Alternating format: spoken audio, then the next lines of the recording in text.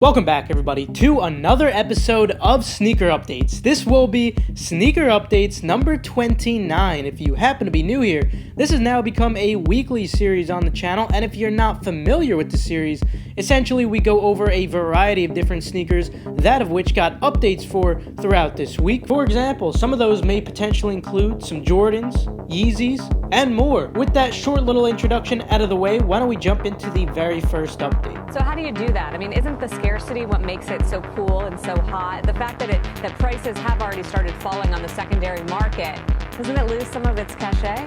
To kick it off today, why don't we start off with some Jordans, because that's where the bulk of the information lies today. To begin with, on March 20th, not too far away, Sneakers Japan will be celebrating their sneakers anniversary. As you can see in this video here, there's evidently going to be lots of kicks releasing, that of which are very sought after. Some of the most notable ones would include the Not For Resale Jordan 1s, the Cactus Jack 4s, Fear of God Air 1s, and Sean Witherspoon Air 97s. There's plenty more, but these were just some of the most notable ones that I think you guys care about. Now, of course, you might be asking, well, if we're in the United States or if we're in Europe, because that's where most of my viewers are, how the heck are we supposed to get them?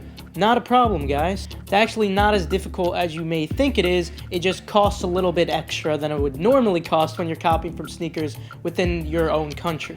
Before you ask, no, you don't need a VPN or a proxy to access the site. All you have to do is go to the sneakers website and simply change your country in the top right corner and change it to Japan, of course. I would suggest using Google Chrome. It'll make it a lot easier simply because it'll auto-translate everything for you. The only necessary thing that you're going to need to set up, which won't take too long either, is going to be a reshipper. There's loads of them you could give a try, and I would suggest looking at reviews before you finalize your decision on one, because everybody has their preferences and that's completely understandable. So I actually left a link for the search. You guys could peruse them, whatever you guys like. Just keep in mind that the address is given in Japanese, so the formatting might be a little intimidating at first. All I would suggest is simply using Google Translate to translate each individual thing, and then you could search up those locations to decipher exactly what goes in address line 1, what goes in address line 2. It's not that difficult. You just have to sit down, give it 20 minutes or so.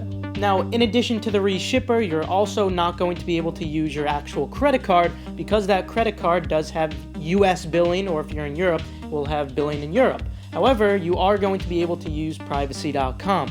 We used privacy cards with the release for the Hyperspace and it went extremely well. Most people already got their shipping confirmations, which is absolutely fantastic. Instead of paying resale, you're getting the shoe for just a small reshipping fee.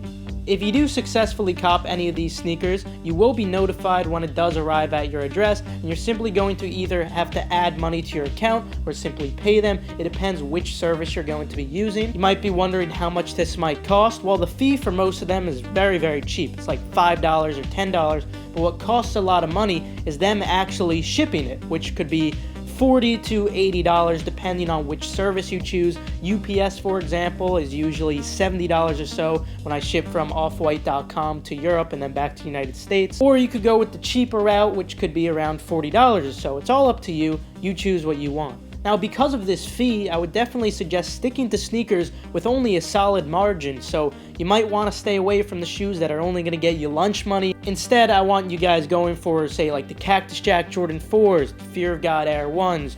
You could go for the Sean Witherspoons and Not For Resale 1s. Those are going to be the ones you're going to want to go for, because the other ones, profit's going to be eliminated by that reshipping fee. And also, you can use your same Nike account. You don't have to re-verify with a Japanese phone number. It's not necessary. So yeah, it's not difficult at all, and I wanted to share with you guys this because I really do think that although a lot of us aren't going to be able to cop because stock is really, really scarce, unfortunately, I know that if I'm putting this information out there, I know at least some of you will be able to if you're willing to put in the extra effort. Oh yeah, for some of you, or most of you I should say, this is going to be a completely fruitless endeavor because stock is scarce, and just like Nike sneakers in your own country, copying is difficult because of supply and demand. It's that simple. But anyway, moving on from those back to some other Jordans. Courtesy of Han Zuying, we got in-hand pics of the scratched Nike SB Jordan 1 Light Bone, and I think these look incredible. These will be dropping on May 25th for $175. Guys, do not sleep on these, especially sizes under 10. Of course, though, I'll keep you guys updated. Feel free to turn on post notifications and subscribe if you happen to be new here, but if not, it's cool. Let's move on to the next update. Moving on to the Jordan 11 Breds. These are actually my favorite sneaker of all time. Initially, I said these will be releasing in December. However, we actually have an exact date now, and that date is going to be December 14th. Retail will be $220. You can expect the 45 on the back. For those of you who don't like the 45, I apologize, but honestly, it's not that bad. I mean, I get over it. I think it's a fantastic shoe. Stock is immensely high, but regardless of that, demand is also immensely high. You should expect this release to be very reminiscent of what we saw with the Concord 11 drop. If you have opportunities to get these in store, you're going to want to take as much stock as possible.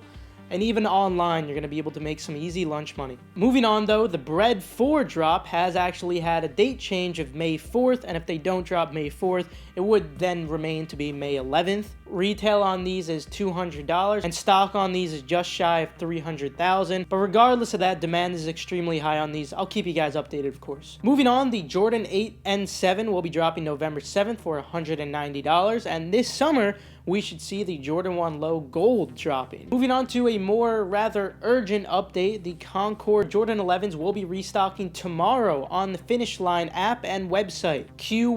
The queue will likely go live a little bit before 10 a.m. Eastern Time, but occasionally they like to start it off at 8 a.m. Eastern Time. Regarding profit, there is money to be made on these, although it's really only lunch money, nothing fantastic. However, if you do have no tax in your location, definitely go for these, don't sleep. Moving on, the Jordan 12 Reptiles will be dropping April 12th for $190. And moving on to Yeezys, we got to see the Adidas CEO himself speak on Squawk on the Street, which is actually pretty interesting. I gotta say, I was quite surprised to see him come on, but more surprisingly, I found it really interesting to see that they were actually taking the secondary market seriously, and the lady even questioned him about what he thinks about prices dropping in the secondary market due to the excess supply. Guy had a lot of interesting stuff to say. I left a quick link in the description for the 4-minute clip of it. So talk to me a little bit about the democratization of Yeezy. We've talked about Yeezy for a long time, but you guys seem like you're finally boosting volumes, expanding the product. What do you have planned for 2019? So if you look upon, we have a great relationship with Kanye over many, many years, and it started out by being very much focused on creating few products on few releases with a lot of hype. This year we'll have more than 20 different releases, and some of the releases will be very scarce, very slow in volume, and some will have a very different volume profile. So how do you do that? I mean, isn't the scarcity what makes it so cool and so hot? The fact that prices have already started falling on the secondary market, doesn't it lose some of its cachet? I think that the scarcity is always related to a given product. And over time, if you have a product in the market for a very long time, like the 350, of course, that scarcity will be, by default, be less so. And that is what we're really rolling out in volume. But of course, we and Kanye are bringing new shoes to the market where the scarcity will be very high. And of course, the demand on that product will be extremely high because of... What came out of this is he did state that they have 20 releases planned for Yeezys. Now that's cool and all, but what I care about more was the fact that he said he intends to make a lot of these limited because he does understand that keeping them scarce is really important for long-term demand, which I 100% agree with. But obviously, he's going to make some general releases, and that makes sense from a business mindset. So yeah, I'm excited to see these limited Yeezys, of course, because not only does that mean easy profit and being able to afford free pairs with that profit, but of course that also means being able to rock something that most people don't have. I really don't like the stigma behind liking something limited. There's nothing wrong with it. I think anyone who collects something should be allowed to like something if it's limited. But of course, obviously, if you don't like a shoe, don't cop it. I agree with that notion. Moving on, according to Yeezy Mafia, the Yeezy 700 analog will be dropping in April. These obviously are very reminiscent of the Salt. It is a different colorway though. If you have them side by side, you'll be able to tell.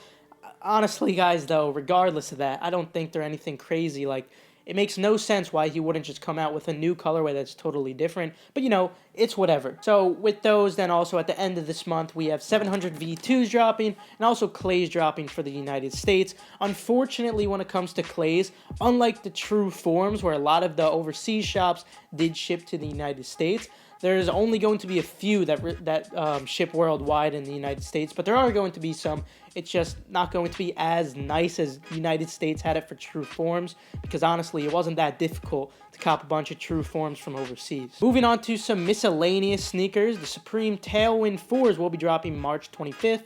On and at Supreme, and also images loaded up onto Nike sneakers, but that doesn't guarantee anything. You know, on the CDG Air Force Ones, images loaded, but nothing ended up dropping. Also on March 22nd, we will be seeing the Game of Thrones Ultra Boost releasing. There are going to be multiple colorways in these. Regarding resale, because I know a lot of you guys are going to be asking, I'm not expecting anything crazy on these. Despite them being somewhat limited, there's just not a ton of demand on Ultra Boosts in general anymore, and despite these being a collaboration, it's not going to be anything significant. However, you could probably still make lunch money, especially if you have no taxes, on a lot of the colorways in higher demand, such as the red and gold pair.